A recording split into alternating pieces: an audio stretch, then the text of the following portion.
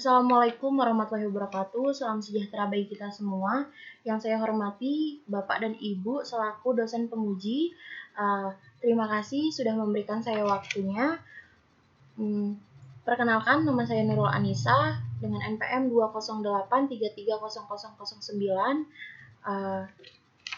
Saya dari Prodi Akuntansi, Fakultas Ekonomi dan Bisnis, Universitas Medan Area. Saya akan mempresentasikan proposal penelitian saya yang berjudul Pengaruh Locus of Control the Professional Care terhadap pertimbangan etis auditor. Dengan dosen pembimbing Ibu Yusnaini S. Akun MSI.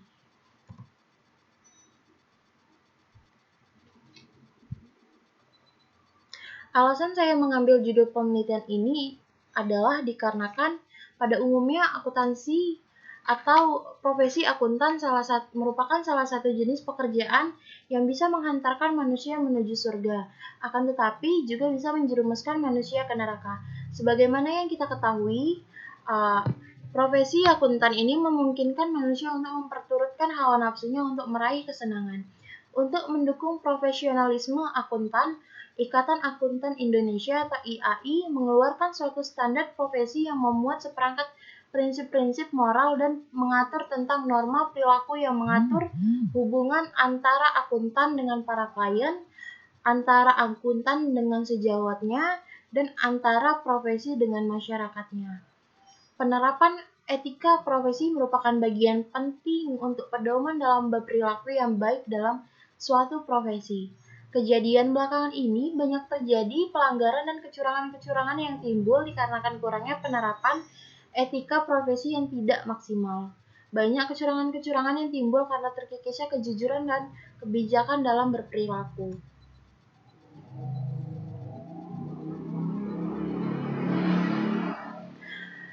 Fenomena yang saya angkat salah satunya adalah PT KAI atau Perusahaan Kereta Api Indonesia. PT KAI terdeteksi adanya kecurangan dalam penyajian laporan keuangan. Kasus ini merupakan suatu bentuk penipuan yang dapat menyesatkan investor dan stakeholder lainnya. Kasus ini juga terkait dengan masalah penyelenggaraan kode etik profesi akuntansi. Ditemukan adanya kejanggalan dari laporan PT KAI tahun 2005, yaitu yang pertama, pajak pihak ketiga sudah 3 tahun tidak pernah ditagih, tetapi dalam laporan keuangan dimasukkan sebagai pendapatan PT KAI selama tahun 2005. Kewajiban PT KAI untuk membayar surat ketetapan pajak atau SKP, pajak pertambahan nilai atau PPN sebesar 95,2 miliar yang diterbitkan oleh Direktorat Jenderal Pajak pada tahun 2003 disajikan dalam laporan keuangan sebagai piutang kepada beberapa pelanggan yang seharusnya menanggung beban pajak itu. Yang kedua, penerapan nilai persediaan suku cadang dan perlengkapan sebesar 24 miliar yang diketahui pada saat dilakukan inventarisasi tahun 2002 diakui manajemen PT KAI sebagai kerugian bertahap selama 5 tahun. Pada tahun 2005 masih tersisa saldo penurunan nilai yang belum dibebankan sebagai kerugian sebesar 6 miliar yang seharusnya dibebankan di tahun 2005. Dan yang ketiga, bantuan pemerintah yang belum ditentukan statusnya dengan modal nilai total kumulatif sebesar 674,5 miliar dan menyertakan modal negara sebesar 70 miliar oleh manajemen PT KAI disajikan dalam neraca per 31 Desember 2005 sebagai bagian dari utang. Dan yang terakhir, yang keempat, manajemen PT KAI tidak melakukan pencadangan kerugian terhadap kemungkinan tidak tertagihnya kewajiban pajak yang seharusnya dibebankan pada pelanggaran pada saat jasa angkutannya diberikan pada PT KAI tahun 1998 sampai 2003. Terjadinya berbagai kasus yang melibatkan auditor baik secara langsung maupun tidak langsung menimbulkan pertanyaan bagi publik akan kredibilitas auditor. Pertimbangan etis berperan sebagai salah satu komponen fundamental yang mempengaruhi objektivitas dan integritas auditor dalam memberikan opini audit. Auditor diharapkan memberikan penilaian etis yang sesuai dengan persyaratan dari kode etik yang berlaku. Rumusan masalah, apakah locus of control terhadap pertimbangan etis auditor? Dan yang kedua, apakah do professional care berpengaruh terhadap pertimbangan etis auditor? Tujuan penelitian. Yang pertama, untuk meneliti pengaruh locus of control terhadap pertimbangan etis auditor. Yang kedua, untuk meneliti pengaruh do professional care terhadap pertimbangan etis auditor. Batasan masalah. Yang pertama, variabel independen. Yang saya gunakan adalah variabel independen. Dan yang kedua, sampel yang disajikan yaitu pada objek penelitian adalah orang yang bekerja di kantor akuntan publik Medan minimal 30 orang. Dan terakhir, instrumen yang saya gunakan merupakan instrumen kuesioner atau angket. Kajian teori. Menurut Messire et al. 2004-217, perilaku etis merupakan perilaku yang sesuai dengan norma-norma sosial yang diterima secara umum sehubungan dengan tindakan-tindakan yang benar dan baik berperilaku atau pertimbangan etis menghasilkan teori etika. Messire et al. 2014 dalam bukunya Auditing and Research Service, SM Metz mengusulkan bahwa ada tiga teori dari sikap etis yang dapat memadu analisis isu etis dalam akuntansi. Yang pertama, terdapat teori utilitarianisme teori, yang kedua deontologi teori, dan yang ketiga pendekatan berbasis keadilan. Menurut Mulyadi 2003, 1. Auditor adalah akuntan publik yang melayani dengan menggunakan jasanya kepada auditan untuk dilakukan pemeriksaan atas laporan keuangan agar bebas dari salah saji.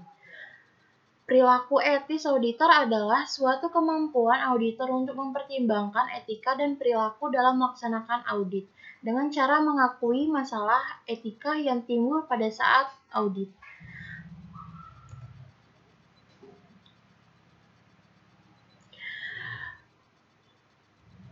Perbandingan penelitian terdahulu atau gap. Penelitian yang dilakukan oleh Nayang, Helma Yunita 2015 menguji pengaruh orientasi etika dan locus of control terhadap perilaku etis akuntan.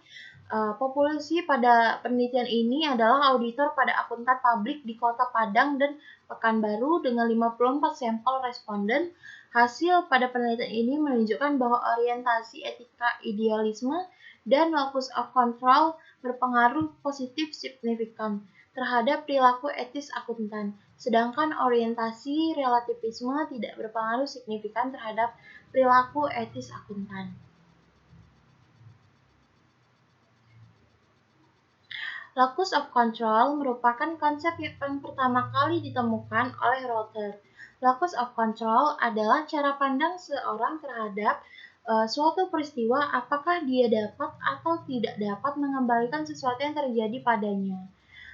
Seorang auditor dalam melaksanakan tugas profesionalismenya dipengaruhi oleh locus of control, di mana hal ini berkaitan dengan kepercayaan akan adanya takdir, kepercayaan diri, dan usaha dan kerja keras dari auditor itu sendiri.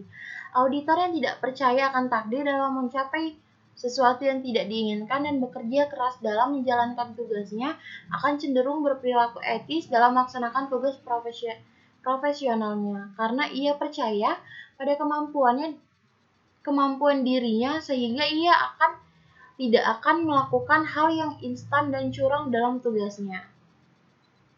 Menurut Singgi dan Bawono, mengidentifikasi do professional care sebagai kecermatan dan keseksamaan dalam menggunakan kemahiran profesional yang menurut auditor untuk melaksanakan skeptisme profesional. Penting bagi auditor untuk mengimplementasikan the professional care dalam pekerjaan auditnya. Audit dituntut untuk selalu berpikir kritis terhadap bukti audit dengan selalu mempertanyakan dan melakukan evaluasi terhadap bukti audit tersebut. Pengguna kemahiran profesional dengan cermat dan seksama memungkinkan auditor untuk memperoleh keyakinan memadai bahwa laporan keuangan bebas dari salah saji material, baik yang disebabkan oleh kekeliruan maupun kecurangan.